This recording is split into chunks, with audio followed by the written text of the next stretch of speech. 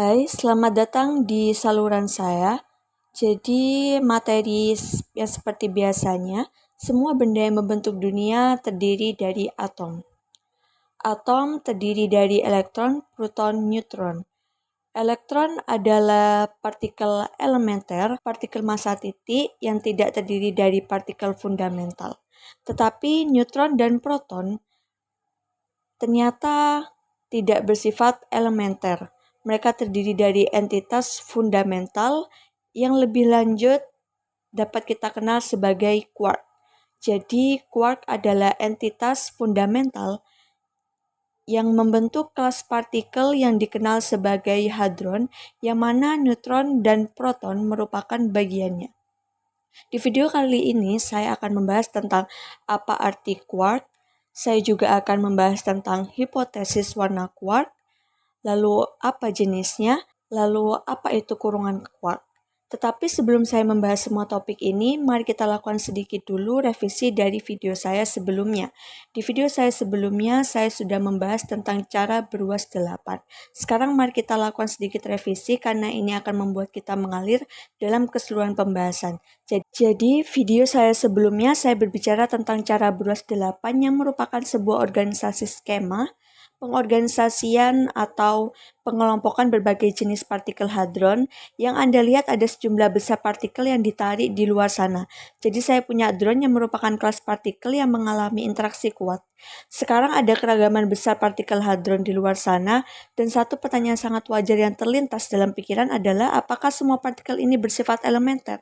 Atau apakah mereka terdiri dari partikel-partikel elementer yang lebih lanjut? Dan pertanyaan ini mengarah pada gagasan cara beruas 8 yang pada dasarnya menyusun partikel-partikel hadron ini ke dalam bagan atau kelompok atau pola geometris berdasarkan pada putaran yang sama tetapi muatannya berbeda dan keanehannya berbeda. Jadi misalnya satu golongan 2 adalah baryon, setelahnya jadi terdiri dari 8 partikel baryon paling ringan yang mempunyai putaran setengah. Sekarang hadron seperti yang saya katakan adalah partikel-partikel subatom yang mengalami interaksi kuat, tetapi hadron dapat dibagi menjadi dua kelompok, boson dan fermion. Sehingga boson yang mempunyai spin integral tidak mengikuti prinsip eksklusi disebut zona rata-rata, dan pembentukannya katakanlah mengikuti prinsip eksklusi yang disebut Perry. Sehingga 8 baryon paling ringan dapat terbentuk dalam struktur oktet seperti ini.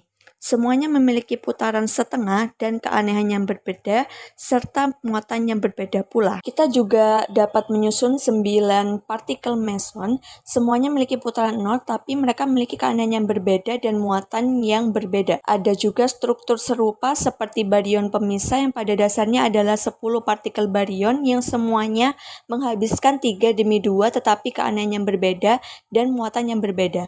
Jadi ini pada dasarnya dikenal sebagai cara berunsur 8 yang merupakan cara untuk mengatur partikel-partikel hadron yang berbeda ini ke dalam kelompok-kelompok yang memiliki putaran yang sama, masing-masing kelompok putaran yang sama tetapi muatannya berbeda, sehingga oktet baryon Me yang semuanya dikenal di baryon dekuplet adalah beberapa contoh dari pengelompokan ini. Sekarang skema klasifikasi semacam ini secara alami mengarah pada pertanyaan apakah partikel-partikel ini terdiri dari sesuatu yang lebih mendasar ataukah mereka mendasar dengan sendirinya. Jadi pada saat ini saya ingin mengingatkan Anda gagasan tentang tabel periodik. Sekarang jika Anda ingat tabel periodik yang terdiri dari lebih dari 100 unsur atau atom berbeda tetapi semua pada dasarnya terdiri dari elektron, proton, dan neutron dalam kombinasi yang berbeda. Sehingga dengan cara yang sama bahwa keragaman atom yang sangat besar ini dapat diciptakan dengan menggabungkan kembali elektron, proton, dan neutron dalam kombinasi yang berbeda. Dapatkah partikel hadron ini dihasilkan dengan menggabungkan kembali entitas tertentu yang lebih mendasar? Hal ini memunculkan gagasan model Orch. Jadi adalah gagasan yang dikemukakan secara independen oleh Murray Gell-Mann dan Zweig yang mengatakan bahwa kita dapat melakukan perhitungan matematis tertentu dan mengatakan bahwa ada entitas fundamental tertentu yang mempunyai siswa tertentu yang bila diorganisasikan dalam proporsi tertentu dapat mengarah pada penciptaan semua ini. Partikel, jadi dia mengusulkan bahwa ada 3 entitas fundamental sehingga ketiga entitas fundamental ini memiliki keanehan yang berbeda dan muatannya berbeda, sehingga entitas fundamental ini dikenal sebagai quark. Jadi kuark-kuark ini dianggap sebagai partikel fundamental yang ketika digabungkan dalam proporsi berbeda akhirnya menciptakan partikel-partikel tersebut. Partikel hadron di tempat pertama sekarang, jika Anda melihat karakterisasi sifat-sifat kuark yang diberikan oleh Murray Gell-Mann, maka Anda akan melihat bahwa saat ini ada 3 kuark di atas sana. Anda melihat kuark bawah, kuark atas, dan kuark aneh. Kuark bawah dan kuark atas mempunyai keanehan 0, kuark aneh mempunyai keanehan -1, sedangkan kuark bawah dan kuark aneh mempunyai muatan -1 kali 3 dan kuark atas mempunyai muatan ditambah 2 kali 3 muatan elektronik. Jadi karena sebagian besar partikel ini memiliki muatan integral baik itu netral atau ditambah muatan elektronik material atau dikurangi harus memiliki muatan pecahan dan berdasarkan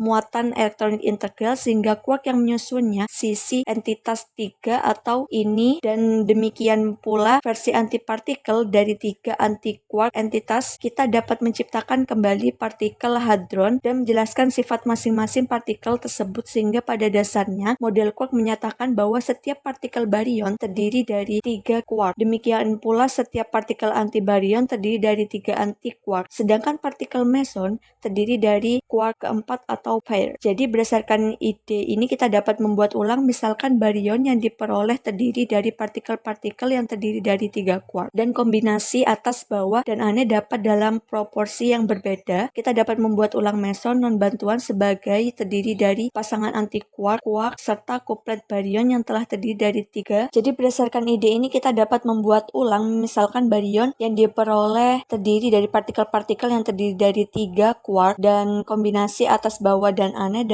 dapat dalam proporsi yang berbeda. Kita dapat membuat ulang meson non-bantuan sebagai terdiri dari pasangan anti-kuark, kuark, serta kuplet baryon D telah terdiri dari partikel yang terdiri dari 3 kuark berbeda. Dengan cara ini kita dapat membuat ulang semua partikel hadron yang diciptakan oleh kombinasi 3 kuark atau anti-kuark berpasangan, dan dengan melihat sifat-sifat dari kuark kita dapat menjelaskan sifat-sifat dari partikel hadron itu sendiri. Misalnya jika Anda melihat neutron yang terdiri dari 1 kerja ke atas dan 2 ke bawah, sekarang sudah saya katakan bahwa kuark atas mempunyai plus 2 kali 3 elektronik muatan listrik dan kuark bawah mempunyai muatan elektron. Misalnya jika Anda melihat neutron yang terdiri dari 1 kerja ke atas dan 2 ke bawah, sekarang sudah saya katakan bahwa kuark atas mempunyai plus 2 kali 3 elektronik muatan listrik dan kuark bawah mempunyai muatan elektronik minus 1 kali 3. Jadi karena neutron mempunyai kerja 1 naik dan 2 turun, maka muatannya harus ditambah 2 kali 3 dikurangi 1 kali 3 dikurangi 1 kali 3 yang sama dengan 0. Sehingga neutronnya adalah partikel netral, ia dapat berputar setengah. Kuark memiliki setengah tumpahan, mereka mengatur dirinya sedemikian rupa sehingga neutron juga merupakan partikel setengah putaran, dan karena atas dan bawah bukanlah partikel aneh, keanehannya adalah 0. Anda akhirnya mendapatkan keanehan 0 sama seperti Anda. Kita lihat proton yang mempunyai 2 kuark atas dan 1 kuark bawah sehingga muatannya menjadi tambah 2 kali 3 ditambah 2 kali 3 dikurangi 1 kali 3 sehingga hasilnya adalah 1, sehingga proton bermuatan positif putarannya adalah setengah sebagai serta keanehannya adalah 0. Demikian pula Anda juga bisa menjelaskannya, misalkan meson Pi positif bermuatan plus 1 dan keanehan 0 dan partikel omega bermuatan minus 1 dan keanehan minus 3. Jadi bisa dibilang gagasan tentang entitas fundamental ini disebut kuark yang membentuk semua partikel hetero ini mampu menjelaskan bagaimana seluruh keragaman partikel hadron dapat diciptakan kembali hanya dengan menata ulang kuark dan anti-kuark tersebut dalam jumlah yang berbeda. Sekarang meskipun gagasan macam ini secara historis dikaitkan dengan perkembangan representasi matematisnya sendiri, tapi demi diskusi kita tidak perlu mendalami matematika. Saya hanya memberitahu Anda tentang partikel-partikel yang membentuk semua partikel hadron ini, sehingga ternyata kuark-kuark ini pada dasarnya adalah entitas fundamental yang menciptakan partikel-partikel hadron seperti neutron dan proton. Sekarang salah satu masalah serius yang muncul sebagai akibat dari pengorganisasian hadron dalam bentuk kuark adalah bahwa banyak partikel hadron yang terdiri lebih dari 2 jenis kuark yang serupa. Misalnya Anda mempunyai sebuah neutron yang terdiri dari 2 proton ke bawah yang terdiri dari 2 kuark ke atas dan lebih banyak partikel lain yang terdiri dari lebih dari 2 jenis karya kuark yang serupa. Sehingga jika kuark-kuark ini adalah spin setengah partikel, lalu bagaimana bisa 2 jenis kuark yang sama bisa ada di dalam tempat yang sama? Partikel sekarang ini masuk ke apa yang dikenal sebagai prinsip pengecualian. Sekarang Anda pasti pernah mendengar tentang prinsip pengecualian yang dinyatakan secara sederhana atau partikel fermion atau 4 partikel yang memiliki setengah putaran integral tidak lebih dari 1 partikel serupa dapat ada di tempat yang sama keadaan kuantum. Benar, jadi jika itu benar lalu bagaimana bagaimana mungkin jenis quark yang sama ada di dalam partikel yang sama. Untuk mengatasi masalah semacam ini, disarankan bahwa mungkin terlepas dari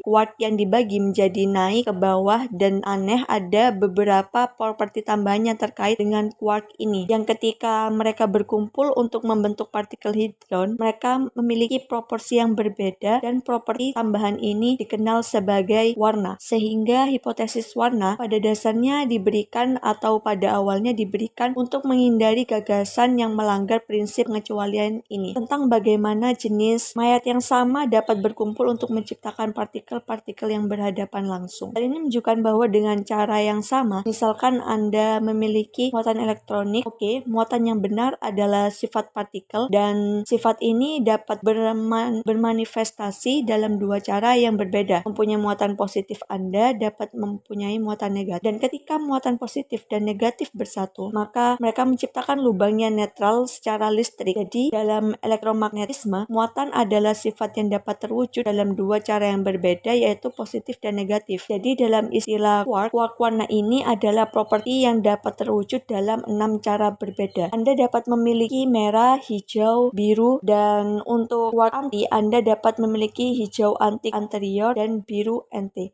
Jadi ini disebut hipotesis warna dan ini hanya menyatakan bahwa quark yang terdiri dari 3 bentuk yang berbeda. Selain itu ada properti tambahan yang kita sebut warna, tetapi ini tidak ada hubungannya dengan warna visual. Bahkan di sini saya mewakili menggunakan warna visual merah, hijau, dan biru, tetapi properti sebenarnya tidak ada hubungannya dengan warna visual biasa. Ini hanya sebuah konvensi penamaan. Sekarang Anda dapat mengatakan mengapa Anda menggunakan konvensi penamaan ini. Saya akan membahasnya sebentar lagi, tetapi pada dasarnya ini adalah semacam properti kuantum yang dapat digunakan untuk membedakan quark satu sama yang lain. Sekarang Anda bisa dengan mudah menamai sifat-sifat ini, misalkan X, Y, X, Y, Z, atau semacamnya. Tetapi alasan mengapa sifat-sifat ini dinamakan merah, hijau, dan biru adalah karena sifat ini dapat membantu kita memahami bagaimana warna-warna berbeda ini bersatu untuk menciptakan partikel hadron. Jadi misalnya analoginya di sini adalah ketika Anda berbicara tentang warna-warna primer, ketika Anda berbicara tentang cahaya putih, pada dasarnya itu terdiri dari 3 warna primer. Tepat ketika warna-warna primer bersatu, Anda menciptakan cahaya putih. Sekarang analoginya sehubungan dengan quark dan partikel hadron adalah semuanya digambar tangan. Partikel-partikel tersebut seharusnya tidak berwarna. Sehingga ketika quark-quark digabungkan untuk menciptakan sebuah partikel hadron, mereka berkumpul sedemikian rupa sehingga sifat warnanya akan memiliki proporsi yang sama atau akan saling meniadakan sehingga partikel hadron yang terakhir tidak berwarna. Jadi, jika Anda memiliki partikel baryon, maka akan terdiri dari 3 quark yang masing-masing mempunyai sifat merah, hijau, dan biru, sehingga partikel baryon terakhir adalah partikel hadron yang tidak berwarna. Dapatkah Anda melihatnya sekarang? Juga, jika Anda melihat misalkan partikel meson yang terdiri dari anti-quark, quark berpasangan, maka dalam hal ini kita akan memiliki warna tertentu, misalkan merah, dan anti-quark akan memiliki merah, sehingga pada akhirnya meson itu sendiri tidak berwarna. Pada kenyataannya, semua partikel hadron yang terdiri secara alami dapat dikatakan kurang berwarna karena mereka memiliki warna tertentu.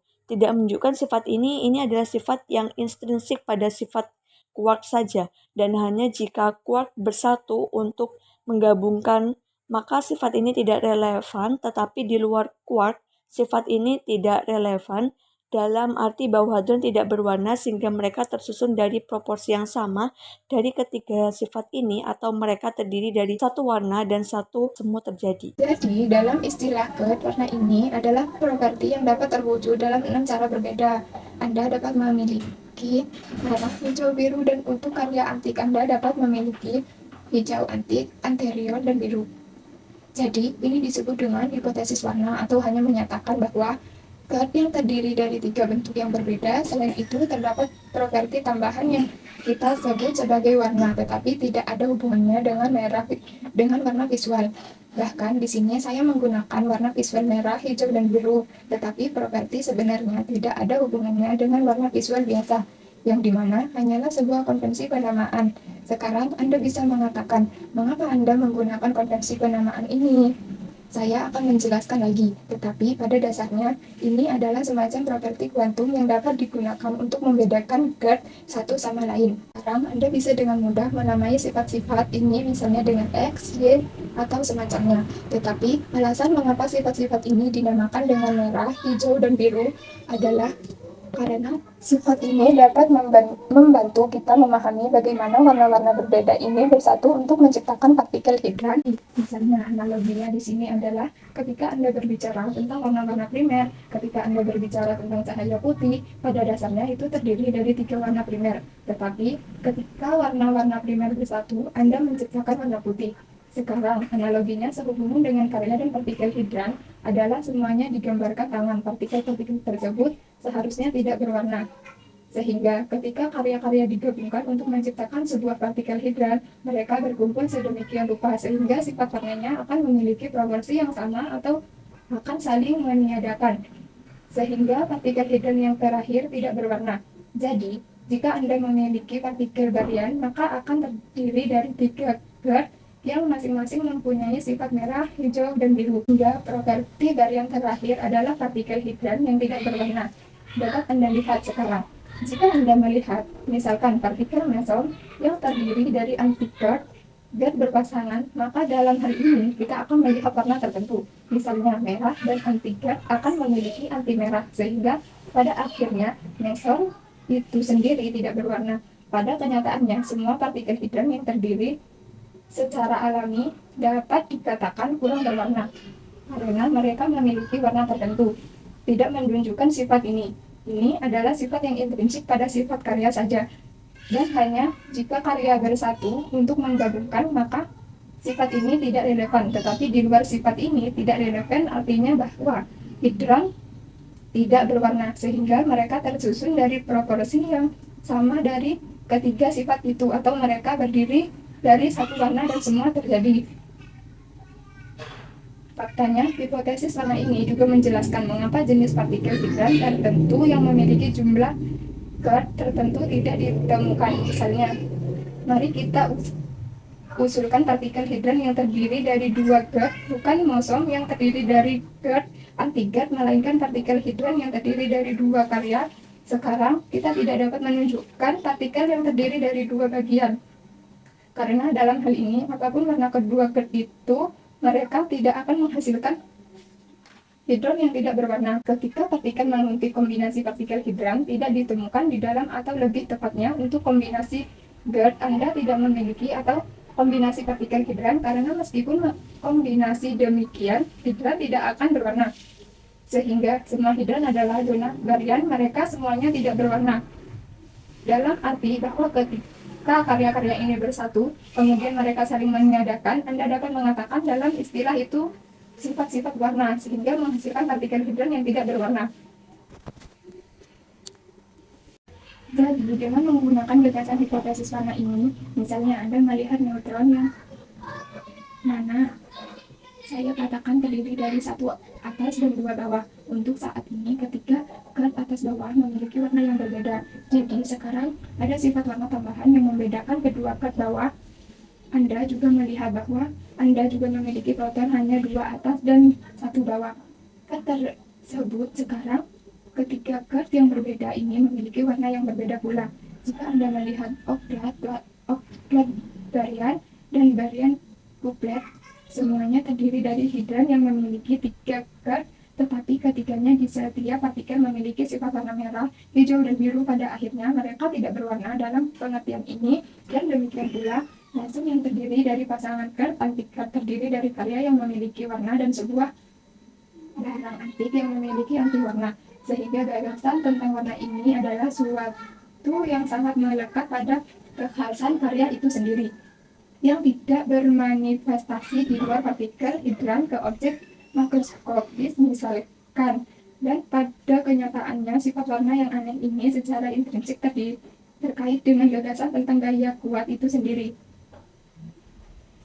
Anda melihat terkait satu sama lain karena gaya yang kuat dan gaya yang kuat. Gaya kuat yang dapat Anda katakan sangat bergantung pada sifat-sifat warna itu dengan cara yang sama, seperti misalkan gaya elektromagnetik bergantung pada sifat muatan, sehingga gaya elektromagnetik memiliki sifat muatan yang berdasarkan itu. Dapat mempunyai gaya elektrotik dan gaya tolak-menolak.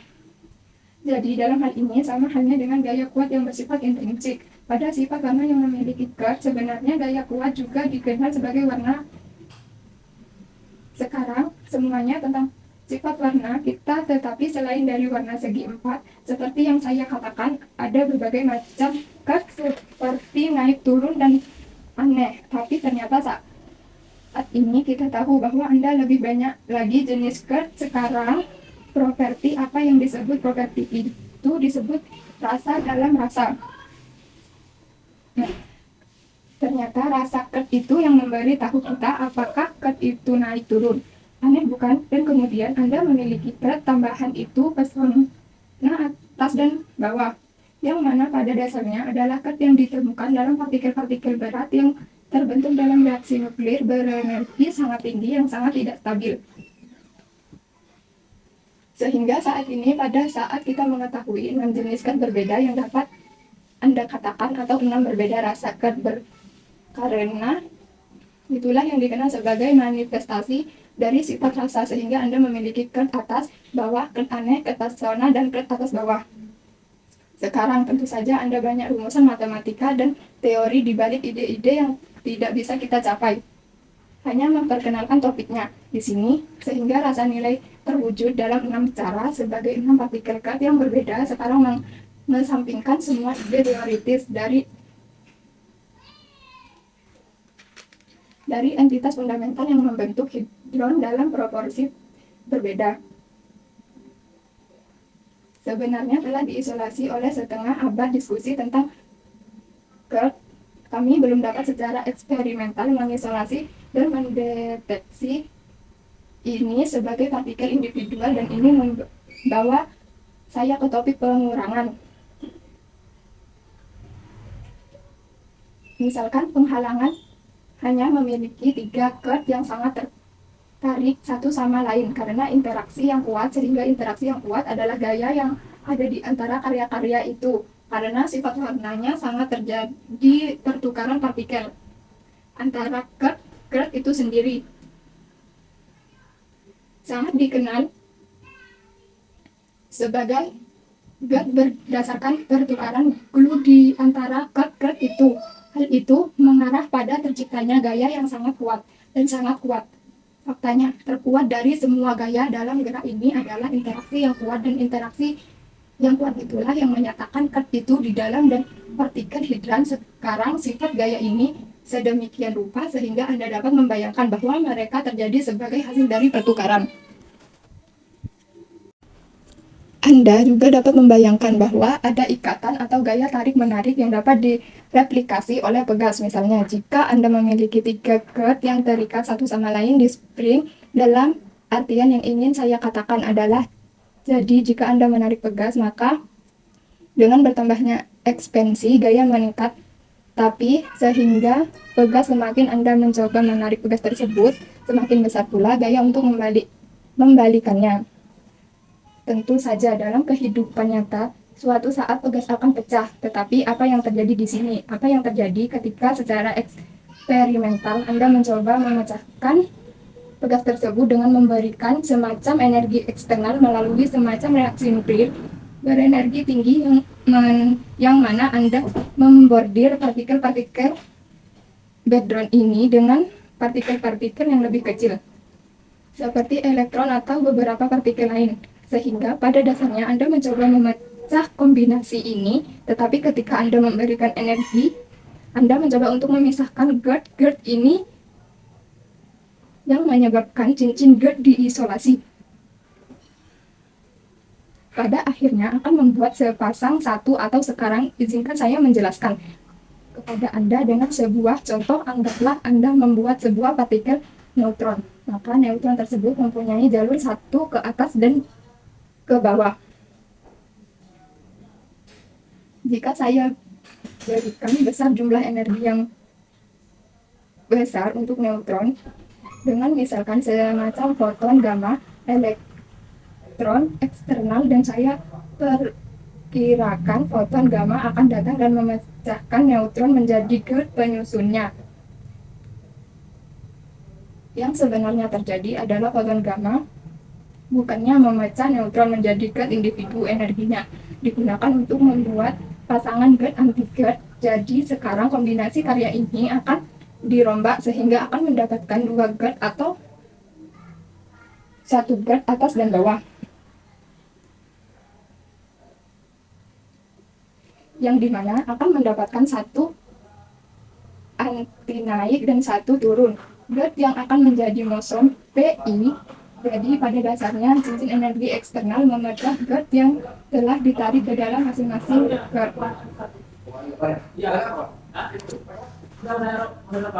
di mana Anda akan mendapatkan partikel-partikel baru, sehingga energi ekstra cincin memecah GERD akan mengarah pada terciptanya pasangan GERD anti-GERD yang disusun ulang di dalam hidron untuk membuat partikel baru, sehingga ketika neutron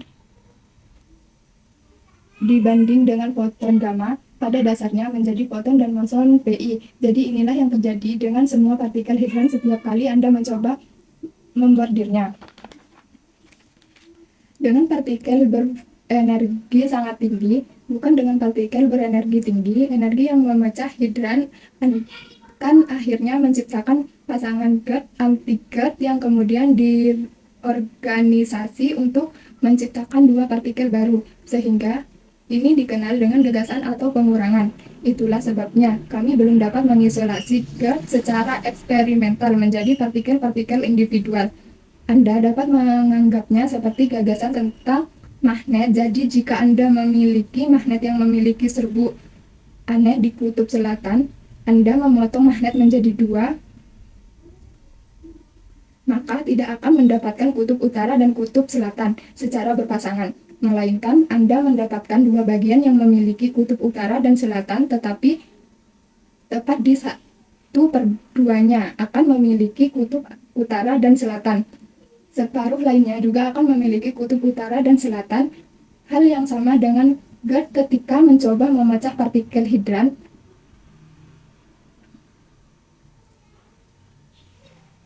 Akan memecah GERD yang akhirnya Anda buat partikel baru. Dari kelebihan energi yang telah Anda berikan ini dikenal sebagai pengekangan yang buruk. Nah, jadi ini saja yang dapat saya jelaskan hari ini. Saya harap Anda semua memiliki sedikit gambaran tentang apa itu GERD.